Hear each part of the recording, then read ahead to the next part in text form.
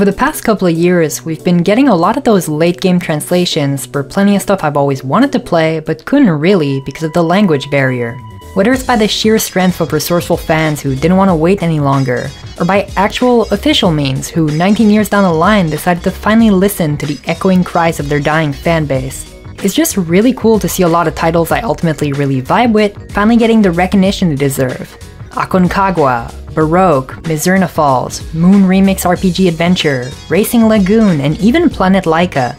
Back to back, it's all extremely dope stuff filled to the brim with style and personality, all of which more than deserves to be seen, enjoyed, and shared with the homies. And while I've been generally pretty lucky with the overlap of games I vibe with stylistically, and the ones that do end up getting translations, there's a ton of them I love that to this day still remain in that sort of uncertain language limbo. Close enough that I'm able to read about them and their history extensively, but not yet to the point of being able to play through it without resorting to constantly side-eyeing a guide for the entire game. And yeah, that statement's defo gonna attract some funny guy in the comments going all like, well, why not learn Japanese then? And yeah, it probably would be the smartest choice, but my brain contains already 2 languages, and I ain't about to torture it with a 3rd one. So subtitles and translation it'd be. Anyway, there's gotta be some folks out there currently working on a proper translation for stuff like Yaku Yujo Dangi, Indonesia, or Boku no Natsuyasumi. 3 titles I'd absolutely love to see get a full localization someday, just so I could sink my teeth in them, fully unrestrained, instead of spending my time looking at them from a distance. Though, in the end, I'm also very cool with waiting for that day to happen. As exciting as it is to see more games I love get their time in the spotlight, getting those localized in the first place is not exactly an easy task. A lot of folks underestimate just how much work goes into the process of not only fully translating that body of work, but also adapting it in such a way that you lose as little meaning as possible. It seems like a crazy amount of work to undertake, especially when there's games out there that contain back-to-back walls of text worthy of a fully fledged academic textbook, on top of having some pretty flowery vocabulary to dissect and then accurately recreate. Cherry on top is that you also gotta edit that shit so it fits nicely into the predisposed limitation of consoles, cartridges, CDs, ROMs, or whatever other method allows you to get the job done. You get the overall gist. Translation means business. Though if there's one dev out there who's become pretty infamous nowadays for the amount of stuff under their belt that never made it to the West, it's gotta be Suda Goichi. The man's got an entire career worth of games that either took years to get officially localized, or had to rely entirely on the efforts of his fan to get the job done. Even some of his more recognizable stuff took a while to get here. The Flower, Sun and Rain we eventually got on the DS is effectively just a port of the Japan-exclusive PS2 game of the same name, only separated by nearly a decade's worth of wait and bit crushed to shit. And while the DS version is more than serviceable by virtue of being, well, pretty much the same game, there's definitely a small part of my brain that still begs to see Sumio Mondo fully rendered in all of his 480p polygonal beauty. Realistically speaking though, I do understand why it would have been incredibly hard, especially circa 1999, early 2000s, to have a big company commit to an investment like that. Porting over an already pretty niche looking game overseas sounds like a good idea on paper until you realize the market potential over there is just as bad, if not worse. Especially for some games that were obviously relying on cultural sensibilities for references. The Twilight Syndrome and Moonlight Syndrome line of games are very much anchored deeply into Japanese culture and other mythos that would have probably suffered from a translation of that era, with the amount of liberties they used to take and all that. The former following some students lurking around their high school at night, doing some casual ghost hunting and the shenanigans that ensued from that, while the latter is more of the same but taking a full-on detour through the psyche and origins of evil via the medium of Zoroastrianism. So shit that would have most likely gotten butchered back then. Especially knowing the type of bastardization that happened to a lot of games too. Maybe, in a way, it's kinda good that those 2 are still locked overseas, waiting for the day some die-hard fans will spend more than a couple sleepless nights chipping away at it, slowly but ever so surely. Though, you know, I wouldn't complain if someone in the know just dropped that shit all low-key into my DMs. In the meantime though, all I can do is daydream about it, and analyze what actually made it here. It's pretty much exclusively due to those 2 incredibly niche games, as well as the spiritual fortitude that came from translators, that we even got to experience the game I'll be talking about today. A title that would both figuratively and metatextually come from the remains of Moonlight Syndrome and materialize itself as a truly unique project. One that would innovate onto its genre with its mixed media approach and would set in motion the events of what we now know as Kill the Past, Suda51's postmodernist series of games. A bit of a shame it took us so long to get it, but better late than never, right?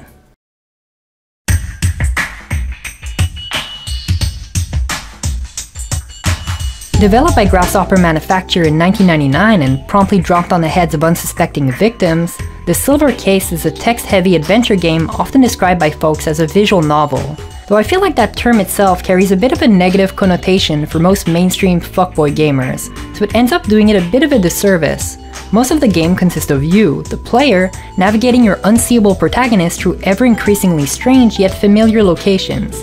Movement being always confined by a control scheme made exclusively for the biggest brains of gamers, and dungeon crawler enthusiasts, something that would come back a lot through Suda's later works. You rely on this little wheel of a menu to toggle movement, check your items, interact with contact points, and save your progress. Contact points, as the game puts it, represent any interactive element available at the moment, so anything from characters to talk to, items to pick up, puzzles to solve, all represented by this neat little sun marker, so you don't ever get lost. The gameplay itself is fairly surface level and isn't meant to be the focus whatsoever. Instead, it serves almost exclusively as a conduit for the story. It's a concept that would pretty much encapsulate the entire design ethos of Suda's work. Contrived gameplay feeding into the story seamlessly, which then feeds back into the gameplay, effectively creating this sort of weird Ouroboros of video game ludonarrative design. So naturally, I really fuck with this shit. And in the event that you don't fuck with it, it's not like you're subjected to hours of slogging through the game either. You can literally skip 95% of the puzzles by simply pressing one button, which outright solves them all for you. There's definitely going to be some stuff you'll have to figure out on your own, so it's not entirely given for free, but the experience can be tuned in a way that smooths out the bumps for folks who just want to experience the intrigue. It's a good middle ground, I feel, whether you decide to use your brain or not. The story is relayed to you, both player and protagonist, at the same time, through a variety of different artistic means. The art, text, and window-based UI all acting as one cohesive piece to facilitate storytelling. Illustrations, character portraits, dialogue, 3D environments, sometimes even live-action footage or anime segments, all superimposed on these simplistic but beautiful backgrounds. The game's got a unique style that keeps people coming back, and it's reflected in every aspect of it. The Silver Case gives off the impression of starting fairly tame, trying its best to make you believe it's gonna be just another one of those crime stories surrounding gruffy cops going about their day, patrolling, investigating, and shooting the shit in between. But rest assured, with Suda51 behind the wheel, best buckle up before shit hits the fan. The game's overarching narrative follows the events surrounding the mysterious resurrection of an apparently long-gone serial killer by the name of Kamui Uehara, a man with no shame who executed politicians one after the other, only to get caught and practically erased from history. But most importantly, from the public perception itself. You see, the fictional 24th ward of the real-life Kanto never truly recovered from something like that. So a lot of the events in-game reflect how a single person managed to affect the entire culture and lives of pretty much everyone surviving that admittedly pretty horrifying ordeal. Political conspiracies, the nature of secret organizations, even exploring the notion of crime itself as a nature versus nurture type of beat. Each of these elements are juxtaposed perfectly onto a stylized aesthetic, complete with cinematic camera angles, ever-evolving art style both clashing and melting together perfectly, a flavorful cast of eccentric fuckos you'll meet along the way, the coolest color schemes on this side of the Pantone, and of course, the sleekest of UIs to steal the deal. Wow, Mara, that sounds almost exactly like what you said in your Killer 7 video. Yeah, fucko, if the man himself gets to reuse his concepts all the time, so can I, alright? Plus, it's pretty much because of this game that we got to see elements like that in Killer 7. A fuck ton of the Silver Case's core ideas, like the theme of crime and the clashing of people on different sides of ideologies, would eventually become a recurring concept throughout the entirety of Suda's body of work. This game serving as pretty much the first entry and basis for his Kill the Past series. Though technically, if you want to be specific about it, a lot of it is due to Human Entertainment's Moonlight Syndrome, which he also worked on, but that's something we'll talk about just a bit later. For now, let's focus on the nitty-gritty. The entire game is compartmentalized neatly into two separate stories. Transmitter, serving as the A-plot of the game, revolves around the Heinous Crimes Unit, a bunch of good-for-nothing cops on the job trying to deal with the shit they've been given by the higher-ups. They specialize in taking down criminals who spread, and I quote, transmittable crime. So you can bet your ass they operate under some of the most unorthodox methods known to man. The protag you embody in that story is an extension of yourself. Though his canon name may be Akira, you're the one who gets to pick it in the first place, so he serves as both a narrative device and a protagonist to guide you on. Affectionately referred to as Chinchilla or Big Dick by Kusabi, Akira is a SWAT team member turned HC unit detective turned errand boy for the folks you work with, all due to a near-fatal encounter with the recently escaped Kamui. Assisting folks in their investigation, some of which have to do with the famous serial killer himself, you find yourself investigating various other cases and bringing light to secrets about the members of your squad and the 24th Ward itself. All the while, the B-side of the story, Placebo, takes place. Taking the role of freelance journalist and perennial turtle lover Tokyo Morishima, you receive assignments from your old boss to report on Kamui. This inevitably leads you down a path you can't back out of easily, tracking down the HE unit's investigation, all while being constantly harassed by a mysterious hacker only known as the Bat. After an experience with Kamui that leaves our turtle boy paralyzed in fear, he starts looking deeper within himself instead of around, trying his best to figure out the mysteries of his own existence, future, present, and past. Both Transmitter and Placebo's respective plots are irreparably intertwined in such a way that you find yourself bouncing from one to another completely seamlessly. The Silver Case constantly subverts your expectations, both in stylistic decisions and storytelling devices. No matter what sort of idea you've got coming in, none of them will match the exact brilliance of the plot's overall execution and how it slowly unfolds in front of you. I know that's some insanely high level of praise, but I genuinely mean it from the bottom of my heart. And the worst is to think that this could have been completely out of reach for the majority of its fanbase. So, pretty obvious fact, but it took until 2016 for us Westerners to finally get a taste of the Silver Case in all of its multimedia glory. Prior to its remaster, the game didn't see release outside of Japan, despite Suda actively wanting a Western release. This was mostly attributed to concerns over properly translating and localizing the game's dialogue and text-based puzzle.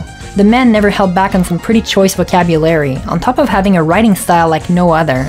So I'm not sure it would have been done justice back then. There was a potential attempt at a fan translation by Iwakura Productions, but by the time they got into the project, the release date for the official remaster had already been announced, this time with both Grasshopper Manufacture and Active Gaming Media involved for the localization.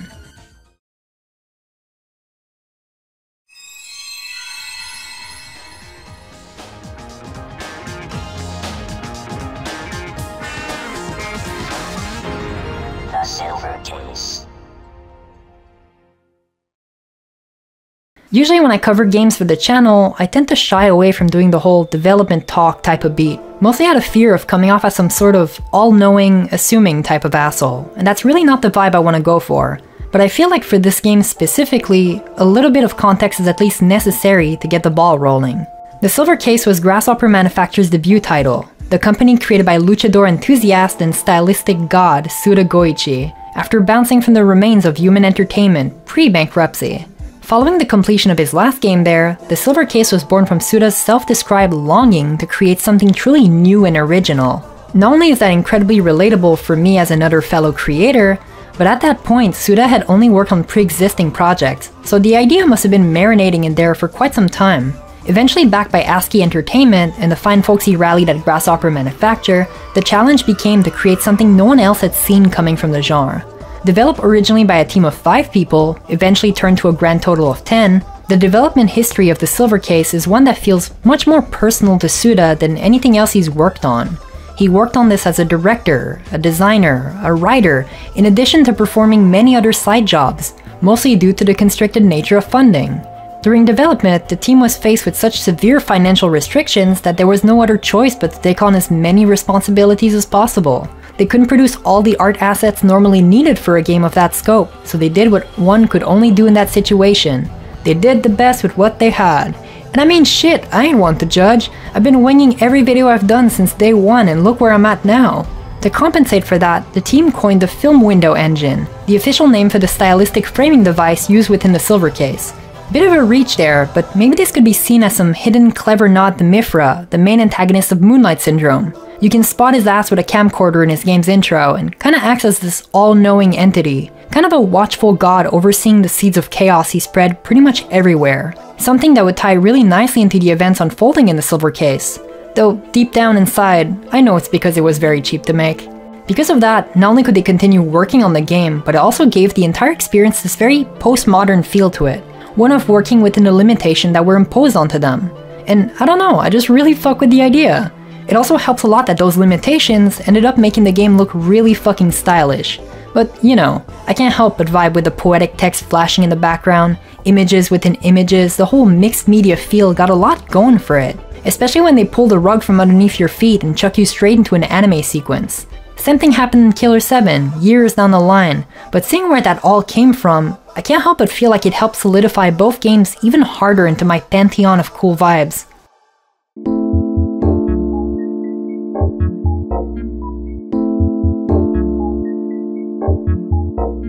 Vibes being one of the things the Silver Case has more than enough to share. Legit, there's probably not a single piece of art out there that's influenced more my recent stylistic endeavors and sensibilities than the material from this game. Right from the start, the 2016 cover art is cool and all that, but fuck that noise. Look at the original one. This shit just oozes style all over the place with the coolest fuck preview art, each of them framed nicely, highlighted even by the sleek rectangular frames adorning the box art. The game's logo and title followed by a couple of English lines, fitting perfectly with those poetic intro FMVs of that era. The Silver Incident sucked a lot of blood. The Silver Incident claimed a lot of lives. The Silver Incident created the hero. The Silver Incident rubbed out the hope. The Silver Incident was an act obeyed on very natural human instincts. This shit leaves a lasting impression and reads pretty much exactly like what you'd expect out of the game. And that's not even mentioning the additional stuff like the sick promo art, posters, and all sorts of cool wallpapers laying around, for the convenience of artistic freaks like myself. So much care was put into the presentation and the overall sense of style regardless of those monetary limitations. Like how both the Transmitter and Placebo storylines have separate artists to illustrate their character portraits. Takashi Miyamoto for the former, while Masateru Ikeda did the latter. While going through the initial stage of character design, Suda and Miyamoto would each have creative input. Suda would explain what he wanted out of each design by showing off fashion magazines, demonstrating exactly what style of clothing would fit each character, going to the length of requesting that certain ones like Morikawa and Kotobuki, the older dudes of the gang, be designed to look specifically like characters from the TV show Taiyo ni Ohero, a long-running Japanese detective series to match their more traditional dick vibes. In turn, Miyamoto would produce his own vision, and then they'd go back and forth until they could settle on something they both vibed with. Both of the men's design sensibilities fortunately overlapped a lot with each other, from films like Metropolis and Seven, to the work of William Gibson. Lots of good shit that innovatively contributed, making the Silver Case what it is today. On the other hand, the music was composed by the excellent Masafumi Takada, who would later go on to work pretty extensively with Suda. One of the major parts of the score was the main theme, which was used as a recurring leitmotif throughout the entirety of the Silver Case. That theme, in addition to other dedicated character motifs, were used to create multiple remixes that highlighted important parts of the game, each of them feeling incredibly unique while still having this sense of harmony throughout the entire soundtrack. Each song perfectly encapsulating the locale you find yourself in. Even in the most intimate of settings, the Silver Case is nearly devoid of comfort. Each location you find yourself in completely deserted. And yeah, I know it's because they weren't gonna all-ass doing 3D models for each character, but I feel like it plays a huge part in making the game's vibes what they ultimately are. You're accompanied almost exclusively by the music, which in turn makes you remember each track you listen to.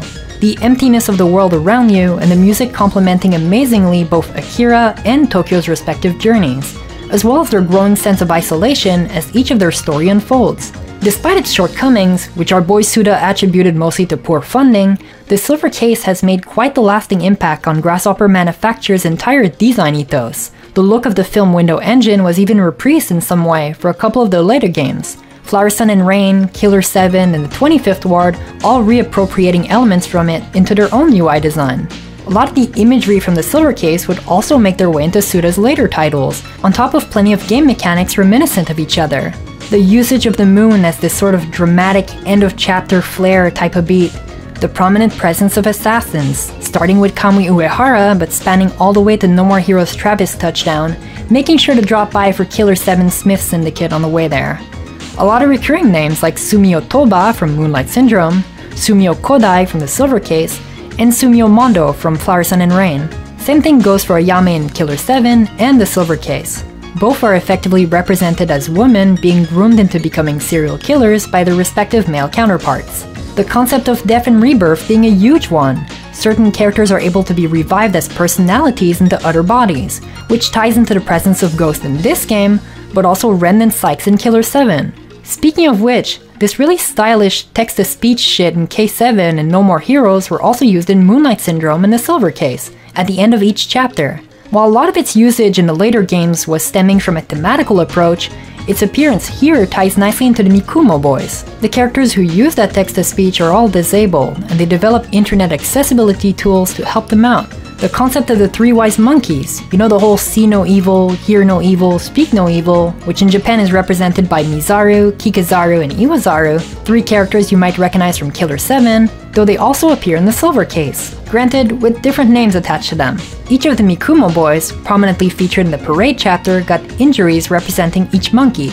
Eyes gouged out, eardrum smash, and mouth sewn shut. I could legit spend all day just talking about all the cool Kill the Past cross-references, but none is more important to me than the Silver Case's first chapter.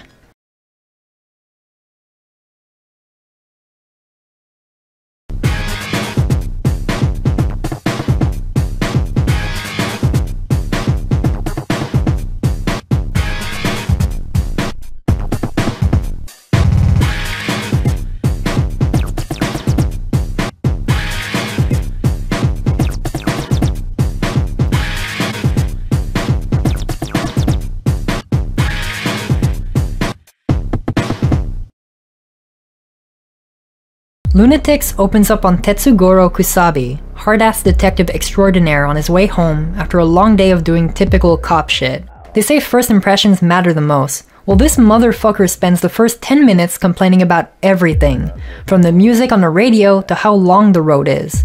Until suddenly, out of nowhere, he finds himself slamming the brakes in front of a young man standing smack dab in the middle of the road, a severed head in hand. This peculiar situation quickly escalating to a bullet straight through Kusabi's windshield, an eventual chase, a couple of victims, and with the sound of the bells the rebirth of their spirits alongside with Kamui, metaphorical god of chaos.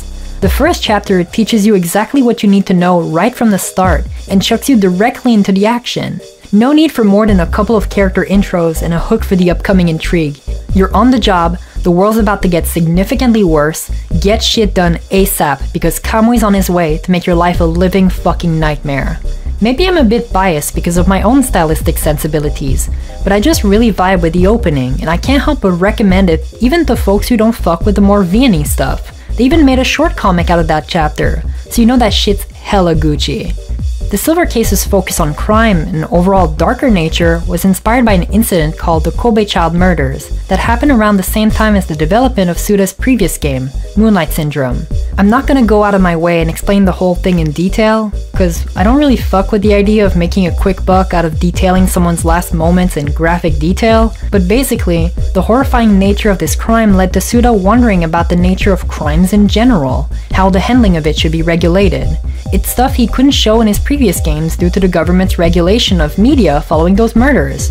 To avoid trouble with the censors, the game instead approaches the angle of murder by focusing on the investigators and the impact those actions had on the culture surrounding the 24th Ward, rather than the murderer himself. According to Suda, prior to writing the scenario, the team created the setting and social structure, with the main crime as this sort of central hub, connecting every character. Instead of focusing simply on Kamui, the game instead looks at everyone on every side of that criminal spectrum, with the main theme being described as human power versus human power. Characters like Kamui came from ideating about what makes someone a serial killer, while others like Kusabi are simply Suda's own vision of his ideal future self. I think that sort of disparity between characters, no matter what side of the conflict they're on, defo helps in making the story stand out from its genre. Just like in real life, it's not always black or white, inherently good or bad. It's about folks and what they make out of their lives. Stuff like that, on top of delving into some fairly broad themes like the concepts of justice, evil, and sin during the game's overall narrative, was intended by Suda to make the game feel truly unique, and I can't help but agree. Even though the game's two scenarios were handled by different writers, Suda taking care of the transmitter case while Masahi Oka and Sako Kato worked on the placebo ones, there's this feeling of unity between them, of bouncing back and forth between the two. This is something that can be attributed to the way work was organized during the development process. Originally, Suda didn't intend to write so much for the game, but was kind of forced to due to limited resources. Even though he did have previous writing experience, it was still difficult for him to conceive a fully original premise for the game. So Masahi Oka was brought aboard based on a companion piece he wrote for a strategy guide of Moonlight Syndrome that acted as a sort of subtext within the main story. Suda liked Oka's work enough and asked for a similar project for the Silver Case, which eventually devolved into the Placebo chapters. Due to space limitation, those became more text-focused as time went on until it became the clear delimitation of both storylines. Transmitter acts as the bulk of the story with a lot more stylized aesthetics when it comes to the action, while Placebo serves to complement it. A lot of it takes place in Tokyo's room, at his computer, where his memos and emails serve to contextualize some of the storyline's intertwined events.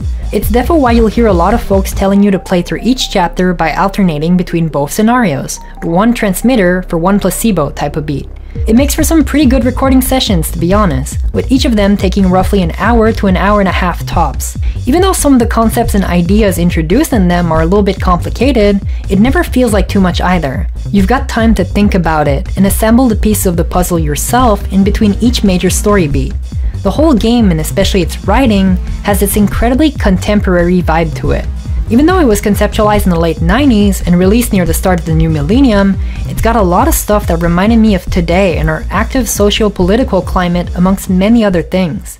There's this one chapter, Kamwidrome, that just hits the right spot. Its story being a microcosm of the late 90s internet culture, exploring the hacking community and themes like social isolation. It evoked a lot of the same cultural notes as today, and in a way almost feels like this prototypical look at what the internet could or would become. Even though realistically, the entire time I was playing through it, all I could think about was that one meme that's like, what no sex does to a motherfucker? Except it's the opposite here. I'm not even joking.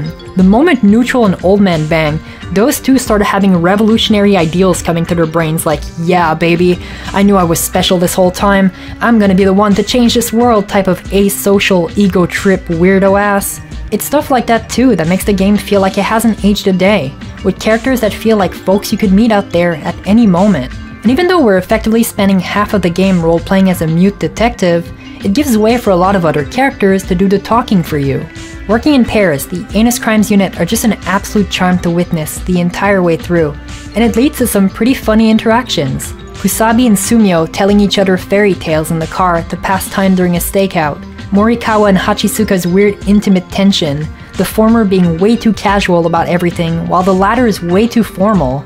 And in the back you've got Nakategawa just sitting there, hands crossed, chuckling at the whole thing. The main cast are this bunch of bumbling fucks with goons that actively quiz you with 100 pop culture questions just to see if you'd make a good cop. It's hella charming in a way. Every line of banter, every ramble rant just felt incredibly personal. Like you could really tell how much effort went into making each character feel like a living, breathing person. So much so that I felt pretty attached to them by the end of it. The game starts off with this very cold, tough guy vibes, but slowly you start seeing the cracks showing up here and there. Everyone's nerves building up as the overall stress of the investigation takes its toll on them. Kusabi might have started as a hard ass, but you slowly see him drop his guard in front of you. Still calls you Big Dick the entire way through, but you know, it's progress nonetheless. Same goes for characters like Sumio and Hachisuka, who start off fairly simple, mind on the task type of folks, but end up doing complete 180s personality-wise. And that's not even going into Tokyo's entire storyline. The dude spends 95% of his time holed up in his shitty apartment reading news stories about crime all day long. That reflects hella in how emotionally stunted or even rude his few interactions are with other folks. The only person he really opens to being his pet turtle, Red. And maybe that bartender, but that comes mostly under the form of a drunk dude asking you cryptic questions about his own life decisions.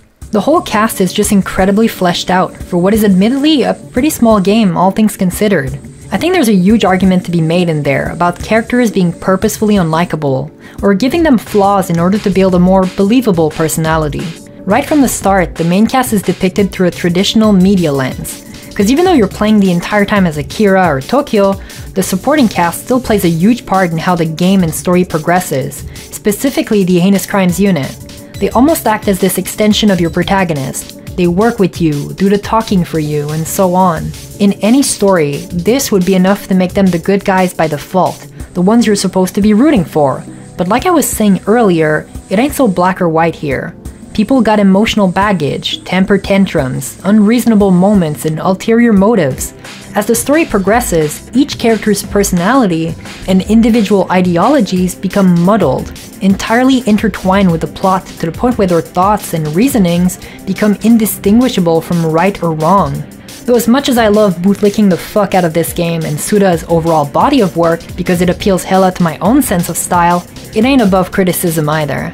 There's a couple of real eyebrow-raising moments here and there with some choice gamer words being chucked out of left field. The entire part where Achisuka's degrading composure is blamed on her PMS, in this very tongue-in-cheek, look at how much I overreacted type of way, but still. Or how Nakategawa refers to himself as liking younger woman in huge fucking quotation marks, going to the length of perving on some idol by buying leaked tapes of her private room via some hidden camera. And while I think some adjustments should have been made for stuff like the slur in Kusabi's speech, I can definitely understand that it was written in a different time. Doesn't mean this shit flies by me today, but it didn't detract from the experience either.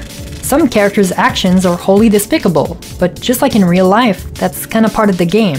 You can't have everyone fit the same mold, and the Silver Case's inherent theme of ideologies clashing between each other really shows up through that. The conflicts our bunch of protags have between each other, adding even more tension and uncertainty to the Kamui investigation. It serves well to advance the plot in completely unexpected ways. It makes it feel like the ride truly never ends. Even in the calmest of moments, there's still this inkling of suspicion. The moment someone says something, things could just blow. People are on edge, the situation keeps growing more and more tense, shit constantly hits the fan and you find yourself wondering, how the fuck did I get here? Familiar faces become twisted by the events unfolding, each faster than the previous one. People like Sumio or Hachisuka, who started off as these kinda awkward but growing presence in the workforce, have their character arcs spin them entirely to show what was truly lying within this entire time. It reflects well how each of them have become increasingly on high alert, constantly backing themselves into corners, never sure what's the right thing to do at any proper moment. In a way, it's a deeply human element that adds a lot to the overall narrative and how you perceive it. Echoing part of what I said in the Killer 7 video, but everyone in the Silver Case is effectively a pawn serving one corporation or another, who in the greater scheme of things also act under the ideology of one even bigger giant global corpo. And I don't know, seeing each of these characters be reduced to small figures, feeling both integral to the plot, yet being entirely meaningless in the grand scheme of things, it hurts because it hits home. You're not just asked to care about lines of codes and dialogue, illustrated beautifully by these static character portraits.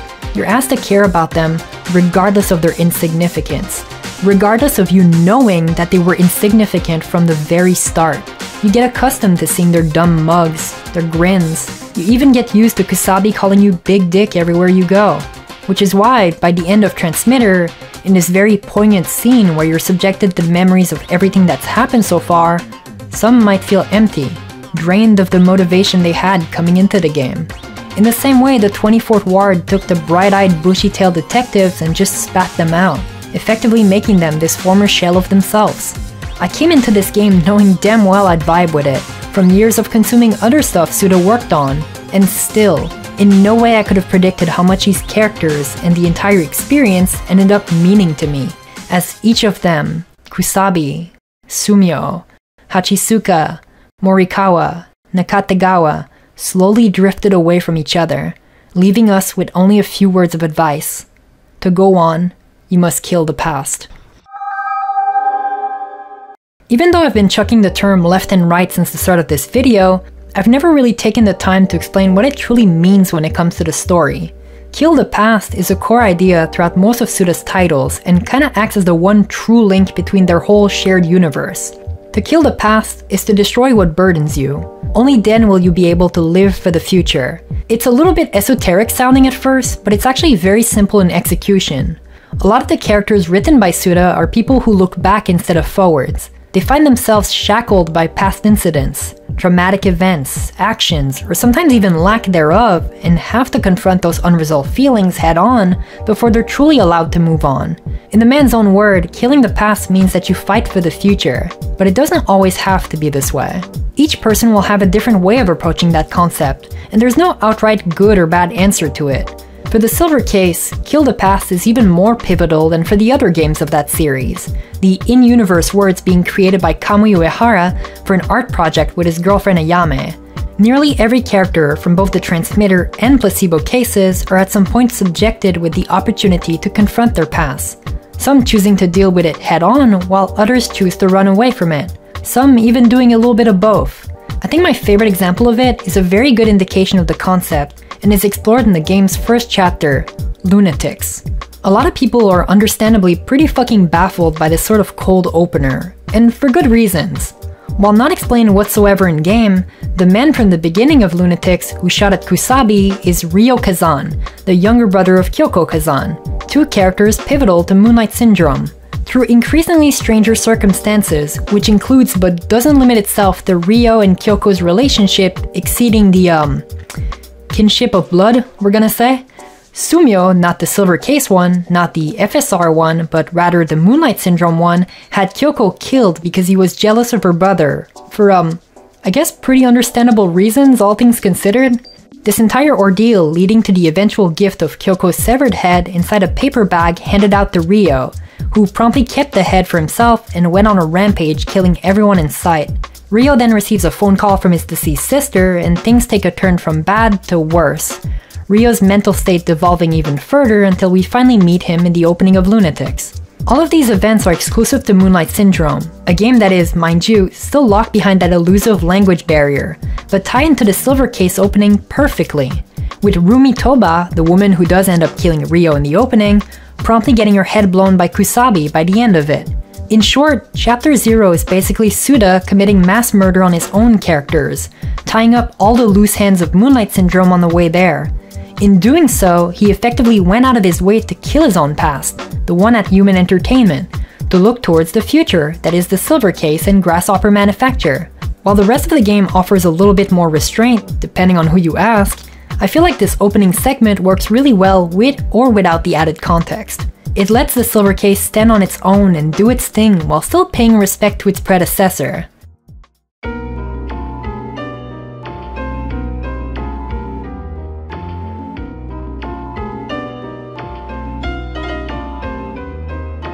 The game uses the framing of a hard-boiled 90s cop story to illustrate and debate the origins and ideologies behind crime as the very essence of its concept.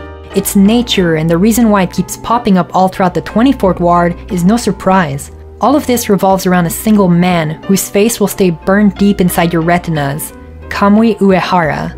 Very early in the game, some characters will describe Kamui's acts as evil by nature, but the further you play, you start putting the two and two together and realizing that maybe it's deeper than that.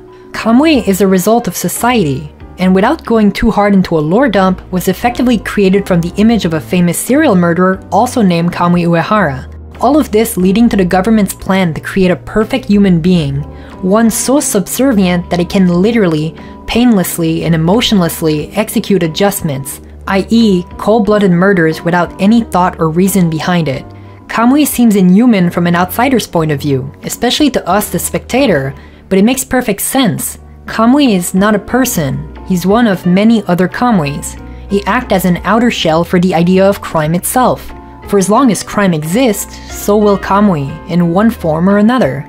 Every passing Kamui getting eventually replaced by another one, and the cycle begins anew. The society in which the Silver Case takes place is one that believes it just to not simply punish criminals, but publicly broadcast their public adjustment as a way to deter others from performing such crimes, with varying results, but results nonetheless. Cold-blooded murders justified for the greater good of society, its stability, its image. Government mind control aside, the story itself could be seen as this thinly veiled commentary on what it means to be the player. Always following orders and doing what needs to be done extends beyond the gameplay and seeps into the narrative as you learn more about yourself through the lens of Akira, Tokyo, and of course Kamui. Akira being a blank slate for the protagonist might not seem like much at the start. You know, he's just another faceless goon for you to self-insert upon, but with the context of late game spoilers, of you being effectively just another of many Kamuis, the realization sank in. His emotionless reflection staring back at me was enough to chill me, to make me feel doubt in my soul. And let's just say, I didn't feel like controlling him anymore. Though it's not all doom and gloom either. The Silver Case could also be seen as a story about reclaiming one's identity, to figure out and celebrate what it means to be human. Just like Tokyo discovering that he can't keep running away, life's gonna keep moving no matter what, and if you spend too much time looking back, you'll eventually find yourself completely stopped, letting things pass you by as you just stand there. The Silver Case is a story of duality. Akira and Tokyo are one and the same while being entirely different. Folks like Kusabi and Morikawa constantly clashing with the newer rivals like Sumio and Hachisuka, the old guard never able to relinquish their false ideals of a quote-unquote perfect righteous society. No matter how much they want to see the world change, they're just another cog in the machine, even if they're claiming they want to fight the system from the inside, to do it their own way.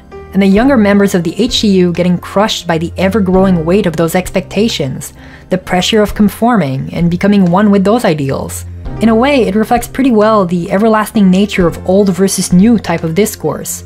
The transmitter file's relation to the placebo files, which in turn explores and completes them.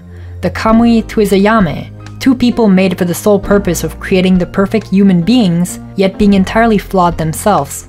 Us, the player, embodying either Akira or Tokyo, two people who are simple reflections of Kamui, of what Kamui could have been, but also what he truly is at his core. Because in the end, Akira is just as subservient as Kamui. He's effectively the errand boy for the entire HE unit and never questions it even once. Meanwhile, Tokyo is described as a defective Kamui, one who's still got that one shred of humanity in there, and fights to reclaim what's rightfully his freedom to have a past, but to also have a future. And it's from that past, and especially its relationship with said future, that I realize now why I vibe so much with this game, with Suda's overall design ethos. No conclusion, end slate, or think piece will ever be able to sum up perfectly what the Silver Case is, because it too lacks an end state. It's hostile to its player, its viewer, but not in a confrontational way, more so in its cold demeanor. It reminds you that not every story gets their resolution, their cliché happy ending, though maybe that makes the conclusion perfect in that way. If there's one thing that the Silver Case wants to scream louder than anything else, it's that living in the past is only the expression of our current anxieties. Constantly looking for the time you've lost is a pain you can't keep bearing.